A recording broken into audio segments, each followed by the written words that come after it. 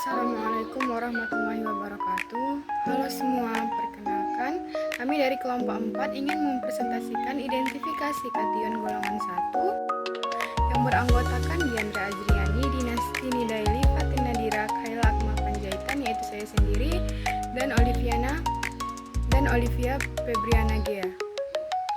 Pertama, saya akan masuk pada pendahuluan di mana kation golongan 1 terdiri dari ion timbal Pb2+, perak Ag+, dan merkuri Hg22+, yang semuanya membentuk endapan dengan asam klorida atau HCl encer. Endapan yang terbentuk berupa PbCl2, AgCl, dan Hg2Cl2, yaitu timbal klorida, perak klorida, dan merkuri 2 klorida. Di antara ketiganya, PbCl memiliki kelarutan yang lebih tinggi di dalam air sehingga tidak seluruh ion Pb2+ mengendap pada tahap ini. Sebagian dapat masuk ke dalam filtrat dan bereaksi lebih lanjut pada golongan pertama. Untuk memisahkan dan mengidentifikasi ketiga ion ini melalui reaksi presipitasi dan uji konfirmasi menggunakan kelarutan dalam pelarut tertentu berupa air panas, amonia, asam nitrat, dan lain-lainnya. Selanjutnya saya serahkan kepada pemateri selanjutnya. Selanjutnya saya akan menjelaskan mengenai kation golongan 1 yaitu perak atau Ag+.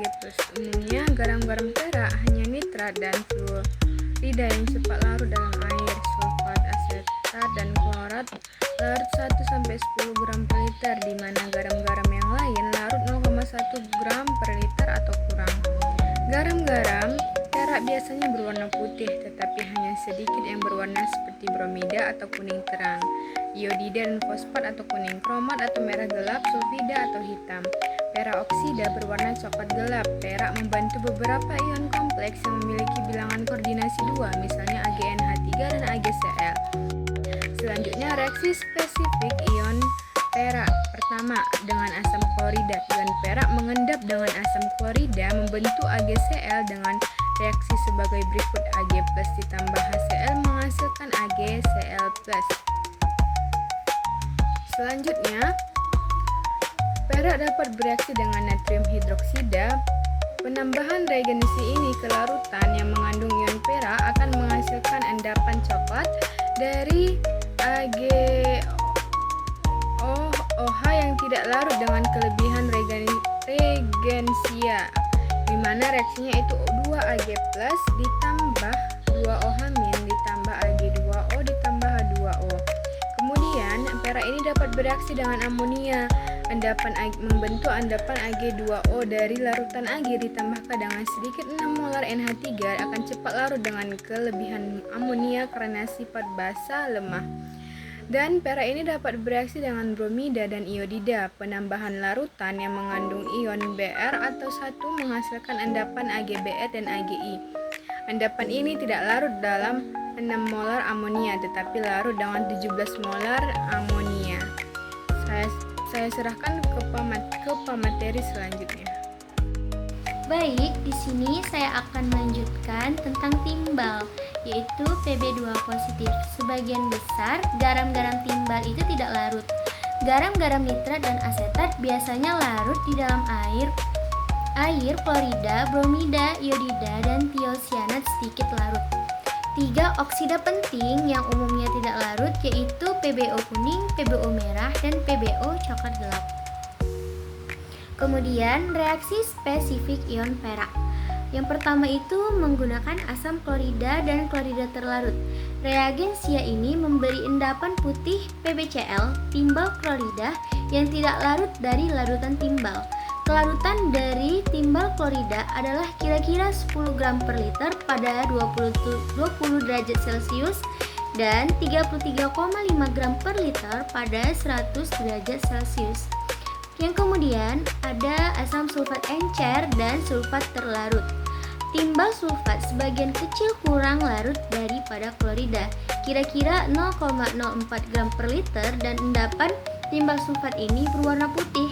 Tidak larut dengan cepat dalam asam kuat, tetapi larut dalam larutan hidroksida pekat panas atau ion asetat. Kemudian asam sulfida dan sulfida terlarut. Endapan hitam dari timbal sulfida akan mengendap bila timbal dialiri gas hidrogen sulfida dalam suasana asam dengan konsentrasi asam 1 molar. Kemudian ada kalium kromat. Timbal kromat yang berwarna kuning terang PbCrO4 terbentuk atau timbal kromat terbentuk bila larutan yang mengandung timbal ditambahkan ion kromat. Kemudian natrium hidroksida dengan hadirnya ion OH, Pb mengendap sebagai PbOH2 yang berwarna putih. Selanjutnya adapun merkuri Hg22+.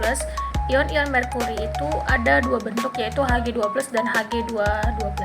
Pada larutan logam merkuri dalam asam nitrat pekat, ion Hg2 terbentuk jika asamnya itu encer dan dingin.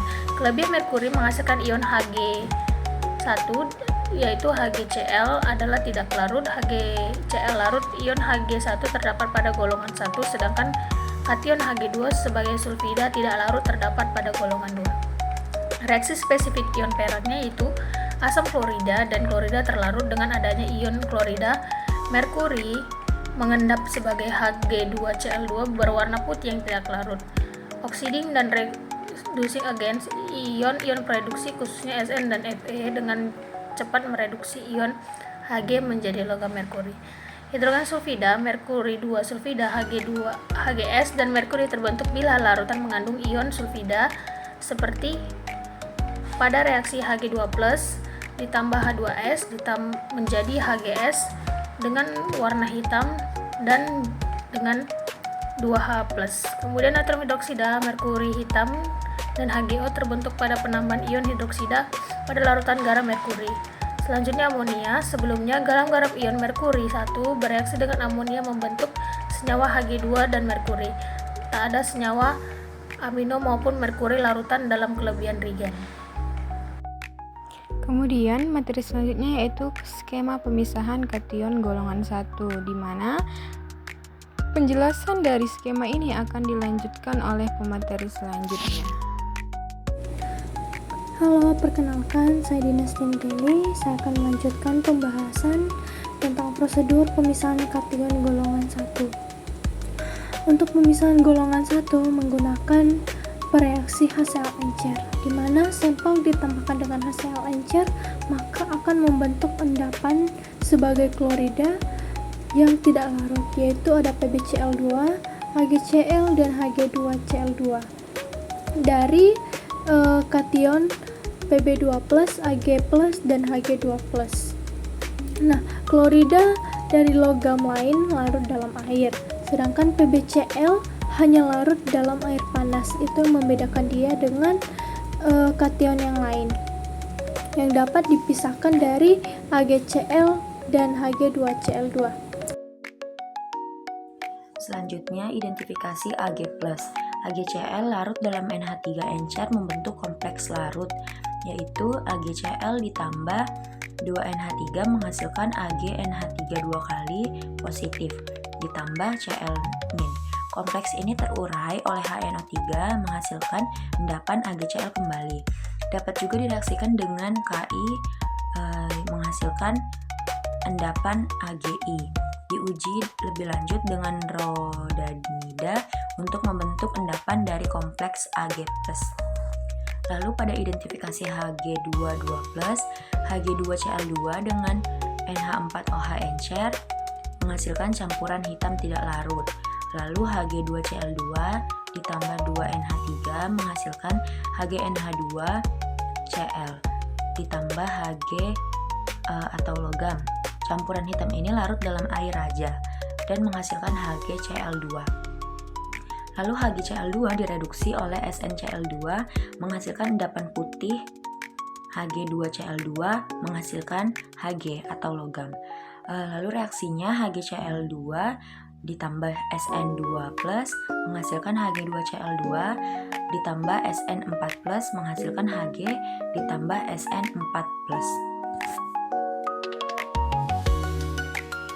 Di sini saya akan melanjutkan pembahasan mengenai prosedur pemisahan kation golongan pertama dari yang kelima, yaitu uji pemastian untuk perak dan merkuri, di mana jika perak banyak dan merkuri banyak dan perak perak belum terdeteksi, endapan diuji dengan amonia encer, filtrat ditambah dengan asam nitrat encer dan ditambahkan. Apabila terbentuk endapan putih perak klorida, maka Ag+ ada dalam jumlah sedikit. Hal-hal yang perlu diperhatikan dalam melakukan prosedur ini yaitu gunakan HCl encer yang bukan pekat agar hanya Pb2+, Ag+, Hg22+ yang mengendap sebagai klorida, sementara ion lain tetap larut. Kedua, pemanasan penting untuk melarutkan timbal klorida karena hanya timbal klorida yang larut dalam air panas. Sedangkan untuk perak klorida dan merkuri klorida tetap tidak larut. Yang terakhir yaitu gunakan amonia encer secukupnya, jangan berlebih agar reaksi pembentukan kompleks AgNH32+ dan campuran hitam Hg tetap seimbang dan dapat diamati dengan jelas. Selanjutnya, berakhir pula materi tadi. Yang dapat kami simpulkan yaitu identifikasi kation golongan 1 melibatkan Pb2+, Ag+, dan Hg22+ yang membentuk endapan klorida tidak larut dengan HCl, PbCl2 larut dalam air panas. Sedangkan untuk perak klorida dan merkuri klorida tetap mengendap. Perak dikenali lewat pembentukan kompleks dengan amonia, sedangkan merkuri menghasilkan endapan hitam saat direaksikan dengan amonia. Reaksi lanjutan dengan SnCl2 memastikan keberadaan Hg.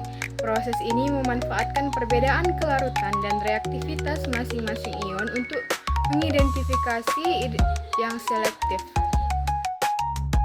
Apabila ada kekurangan, kami mohon maaf. Kami ucapkan terima kasih.